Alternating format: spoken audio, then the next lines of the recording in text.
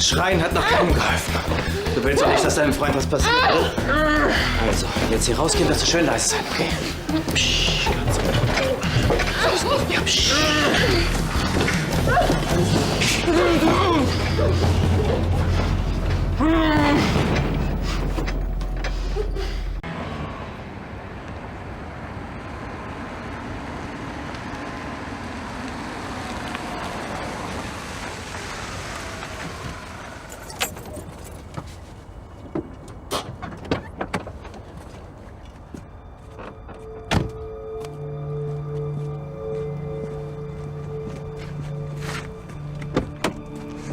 Komm.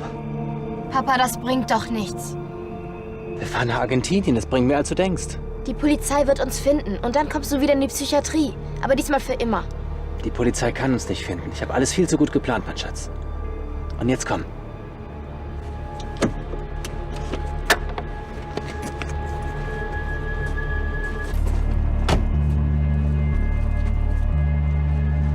Woher hast du die Autos? Für Geld kriegt man alles. Ich will nach Hause. Du willst doch auch, dass wir eine schöne Reise haben, oder? Ich komme nicht mit. Doch, du steigst jetzt da ein. Ich habe Angst. Du brauchst doch keine Angst zu haben. Wir fahren jetzt ein schönes Versteck und warten ab, bis die Wogen sich geglättet haben. Und jetzt rein mit dir.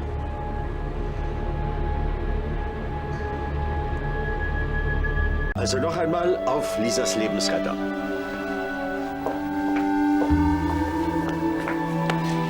Hey, du Held. Wenn ich dich mal eben was fragen kann, oder euch. Wenn ihr nichts dagegen habt, würde ich Lisa jetzt nach oben bringen. Ja, natürlich. Danke nochmal. Das werde ich dir nie vergessen.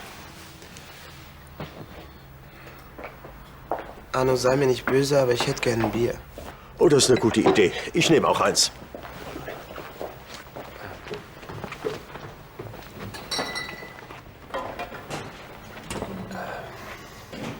Tja, ich muss dann los.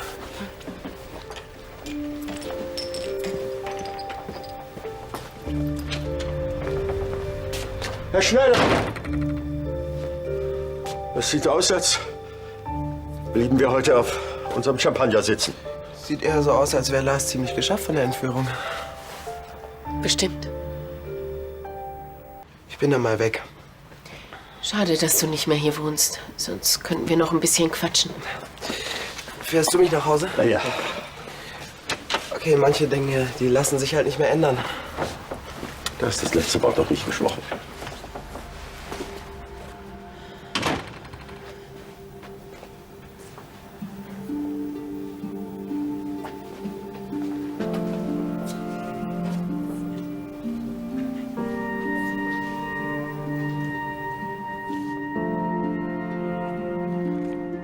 Hiermit erkläre ich Sie für verheiratet.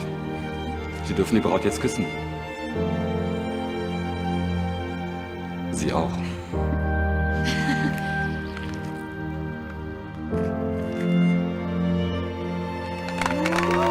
Du denkst noch oft an eure Hochzeit, oder? Was? Wenn Lisas Vater an diesem Tag nicht aufgetaucht wäre, dann hättest du mit Carla sicherlich ein tolles Fest gehabt. Und als Alex dann erneut versucht hatte, Lisa zu verschleppen, da ist bestimmt alles hochgekommen. In so einer Situation, da musst du Carla schrecklich vermissen, ne? Ich vermisse Carla nicht nur in so einer Situation. Ich habe sie schon vermisst, als sie mir erzählt hat, dass sie nach New York muss. Und seitdem, jede Stunde, jede Minute, jede Sekunde.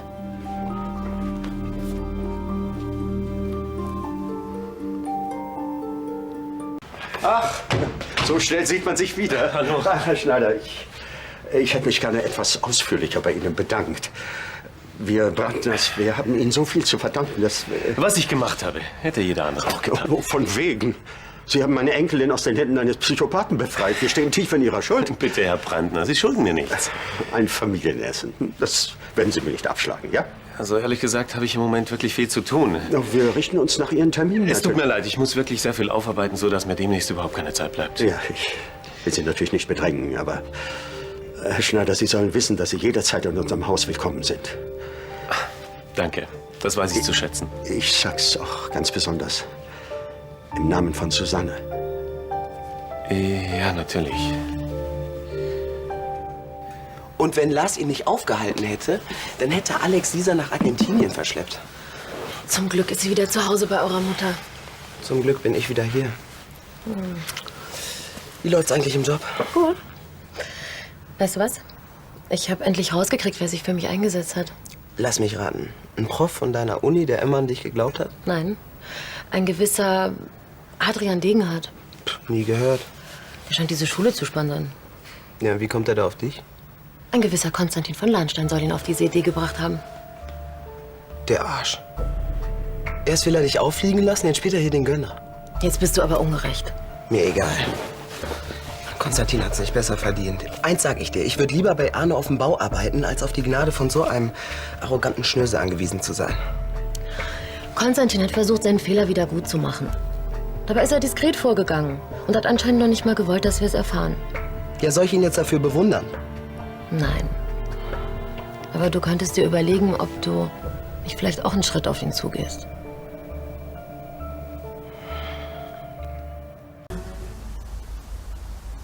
Nur so. Ich wollte einfach deine Stimme hören. Und du? Vermisst du mich? Oh, jede Minute mindestens einmal. Jetzt übertreibst du aber. Nein, ich muss doch nur meinen dicken Bauch angucken. Geht's unserem Baby gut? Ja, könnte nicht besser sein. Und bei euch?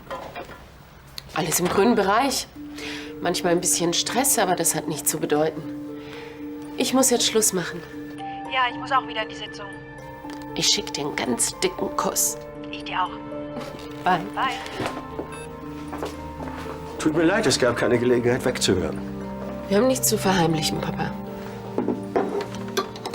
Hast du nichts von Lisas Entführung erzählt? Warum sollte ich? Lisa ist wieder wohlauf und Carla ist schwanger. In einer perfekten Beziehung, sagt man, teilen die Partner sich Freud und Leid. Wir haben nicht nur eine perfekte Beziehung, wir sind auch verheiratet. Und da lasse ich mir von niemandem reinreden. Hm? Willst du auch ein Bier? Ja, gerne. Aber jetzt lass dir nicht jedes Wort aus der Nase ziehen, ja? Da gibt's nichts groß zu erzählen. Ich habe zuerst versucht, Lisas Vater mit Worten zur Vernunft zu bringen. Und als das nicht geklappt hat, habe ich ihn ebenso überwältigt. Na klar, ebenso. Diese Heldenarie wird mir langsam wirklich zu viel. Warum denn? Du hast allen Grund, dich feiern zu lassen. Ich bin mir sicher, dass Susanne schon irgendwo den Antrag gestellt hat, eine Straße nach dir zu benennen. So ein Quatsch. Ja, dann wird sie dich wenigstens für die Wahl zum Mann des Jahres vorschlagen. Sag mal, kannst du mal bitte damit aufhören? Warum denn? Hör mal, du warst immer an Susannes Seite, als sie Angst um ihre Tochter hatte. Du hast ihr Lisa wiedergebracht, das macht dich für sie zum Superhelden. Mindestens. Das ist genau der Stoff, aus dem die Frauenträume sind. Treu und mutig. So muss ein Mann sein. Sag mal, wie oft soll ich dir noch sagen? Ich bin keine Held. Meinst du, ich habe keine Angst gehabt? Ach, sensibel bist du auch noch. Muss Carla sich jetzt Sorgen machen?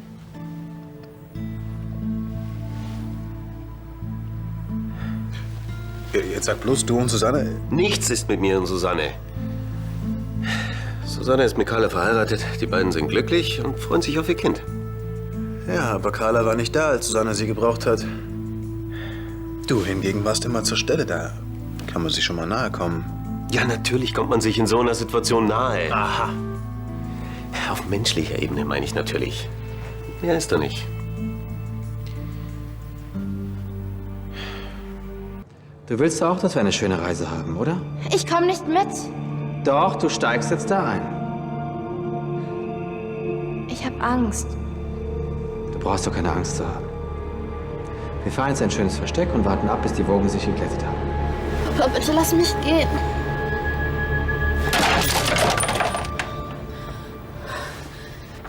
Lisa? Ist irgendwas passiert?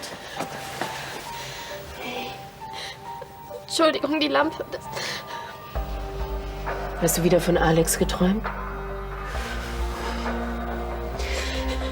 Aber du bist doch jetzt wieder zu Hause. In Sicherheit. Ich weiß. Was kann ich denn nur tun, dass du nicht mehr von ihm träumst?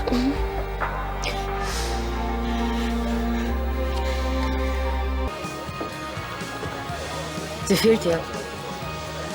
Ja, ziemlich. Kommst du heute auch zum Polterabend? Nee, so dicke bin ich nicht mit Ansgar. Ja. Ciao. Ciao. Was will denn Susanne jetzt von mir? Vielleicht einfach nur Hallo sagen? Schön, dich zu sehen, Paul. Sag mal, hast du heute Abend schon was vor? Willst du nicht zum Essen zu uns kommen? Anne auch? Wir wollten im engsten Familienkreis Lisas Rückkehr feiern. Sie würde sich so freuen, dich zu sehen. Klar. Anne gehört doch auch zur Familie. Du weißt, wie ich darüber denke. Gut, dann müsst ihr wohl alleine essen. Paul macht alles, was diese Anne will. Ja, so ist es in einer Partnerschaft. Einer setzt immer seinen Kopf durch. Partnerschaft? Sie ist fast doppelt so alt wie er. Irgendwann macht sie mit dem Schluss und dann steht Paul da mit seinem Liebeskummer. Und von wegen nett und verantwortungsbewusst. Vielleicht ist ja nur Lehrerin, um sich an ihre Schüler ranzumachen. Ja, ganz bestimmt. Und jeder Bankangestellte ist ein potenzieller Bankräuber. Das muss ich jetzt nicht verstehen, oder? Susanne, du machst jetzt dieselbe Erfahrung, wie ich sie früher mit dir gemacht habe. Glaubst du, ich war mit allen deinen Partnern einverstanden? Meine Freunde waren aber nicht so alt wie Anne. Ja, das ist richtig. Dafür standen einige von ihnen aber ständig mit einem Bein im Knast. Und ich rede jetzt nicht nur von Alex. Das war Oliver. Willst du mir dem mein ganzes Leben vorhalten? Nein. Kinder haben nie die Partner, die ihre Eltern sich wünschen. Carla und du zum Beispiel. Das ich ist habe was immer ganz meine anderes. Schwierigkeiten. Ja. Die modernste aller Partnerschaften. 2 Frauen als Eltern eines gemeinsamen Babys. Aber wenn dein Sohn Paul sich in eine etwas ältere Frau verguckt, dann reagierst du konservativer als ich jemals. Paul ist noch ein halbes Kind. Nur dafür weiß er aber ziemlich genau, was er will. Susanne, ich kann dir nur raten, wenn du den Kontakt zu deinem Sohn nicht verlieren willst, akzeptiere seine Freundin.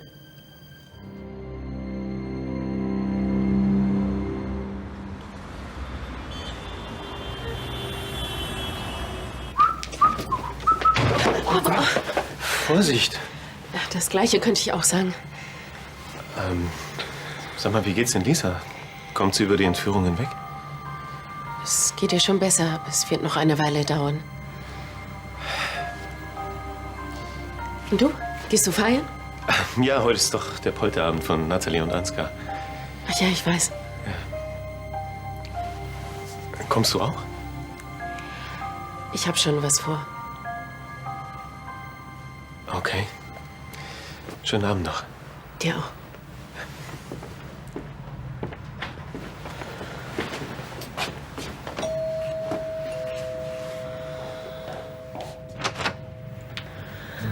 Du bist sicher zu Paul. Ich wollte mich bei dir entschuldigen.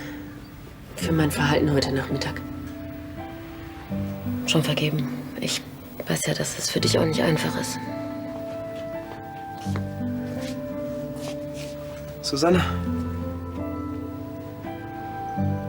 Ich habe eingesehen, dass ich dein Glück nicht verhindern darf. Nur weil ich eine andere Vorstellung von Partnerschaften habe. Möchtest du reinkommen? Nein, ich muss gleich wieder zurück. Das Essen vorbereiten.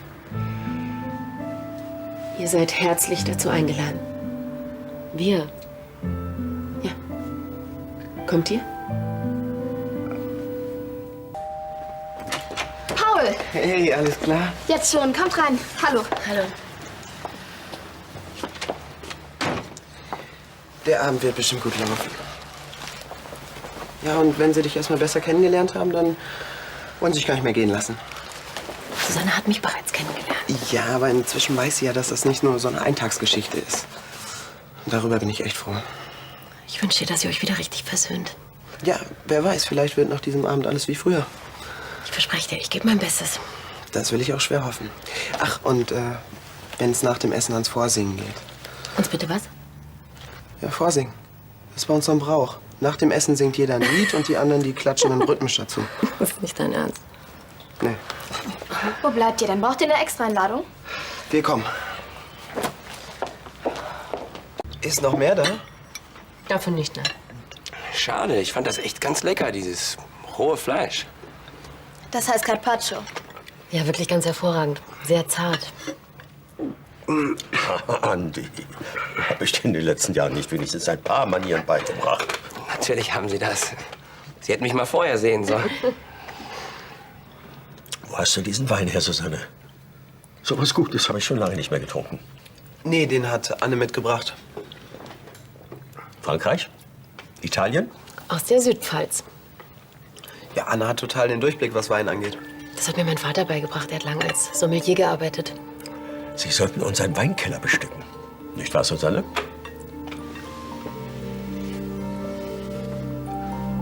Das wäre doch was.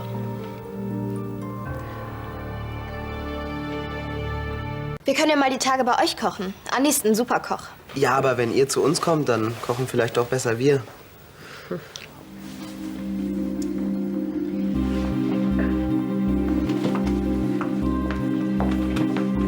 Susanne? Auch wenn es dir schwerfällt. Reiß dich bitte zusammen.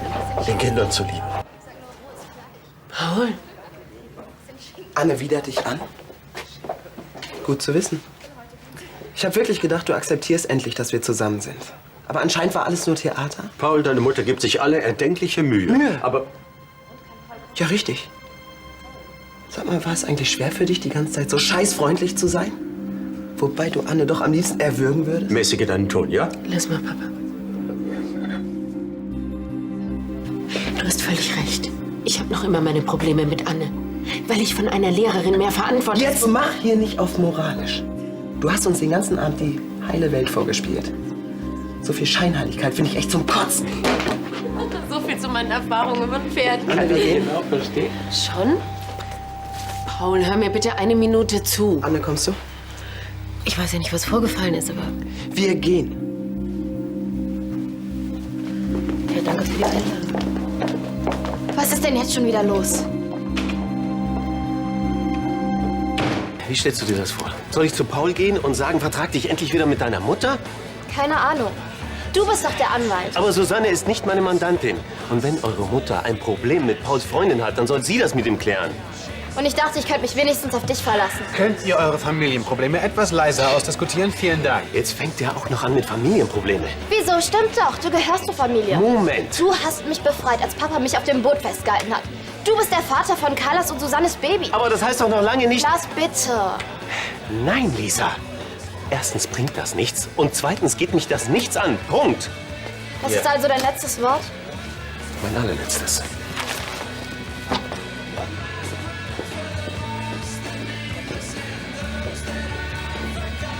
Danke sehr. Ja, dann würde ich mal sagen, auf das Single-Leben. Was will denn die kleine Kröte hier? Sich auf eine Predigt ihrer Tante gefasst machen? Tantchen, was machst du denn hier? Olivia, wenn du dich schlecht benimmst oder gerade der Journalistin irgendwelche Lügen erzählst. Ich glaube, so interessant bist du für die Presse wirklich nicht. Und? Hast du dich wieder eingekriegt? Na, wegen Lisa. Die Kleine hat mir vorhin richtig leid getan. Gregor, sehe ich aus wie ein Familientherapeut? Nein, du siehst aus wie der Hausfreund, der plötzlich ein Problem mit Susanne hat. Wieso sollte ich? Na, war ja nur so eine Vermutung. Also wenn du mich fragst, ich als Familientherapeut... Ich weiß es doch auch nicht. Das mit Susanne, irgendwie ist das in letzter Zeit anders geworden. Anders? Das ist ja schön ausgedrückt. Ja, irgendwie. Ach, keine Ahnung, vergiss es einfach.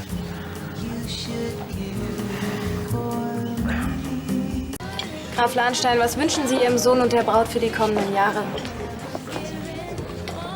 Findest du nicht auch, dass deine Schwester in New York ganz schön zugelegt hat? Ja, also, so wollte ich es natürlich nicht ausdrücken, aber... Hey, 17. Woche. Langsam kann man es ihm nicht mehr verbergen. Was, du bist schwanger? Gräfin Lahnstein, unsere Zuschauer interessiert natürlich ganz besonders... Frau Gülsdorf, wollen Sie nicht das fantastische Nachmittagslicht für ein paar schöne Außenaufnahmen vom Schloss nutzen? aber natürlich, Herr Graf, eine sehr gute Idee. Ja. Wo ist denn die Mutter des Kindes? Moment. Habe ich hier irgendeine biologische Entwicklung verpasst? Was heißt denn die Mutter des Kindes? Susanne kann leider nicht kommen. Hast du noch gar nicht mit ihr gesprochen? Ich bin davon ausgegangen, dass sie sowieso hier ist. Ich wollte sie überraschen. Na, dann werde ich sie gleich mal anrufen. Vorher, glaube ich, wollen noch ein paar andere Familienmitglieder begrüßt werden. Ihr entschuldigt mich. Hallo, Vater. Frau Brandner. Hallo. Carla, du siehst fantastisch aus. Wie war New York? Ein Traum. Dagegen wird man hier leider sehr schnell von der Realität eingeholt. Carla, bitte, wenn es zwischen uns etwas zu besprechen gibt, dann hat das sicher Zeit bis morgen, oder? Sicher?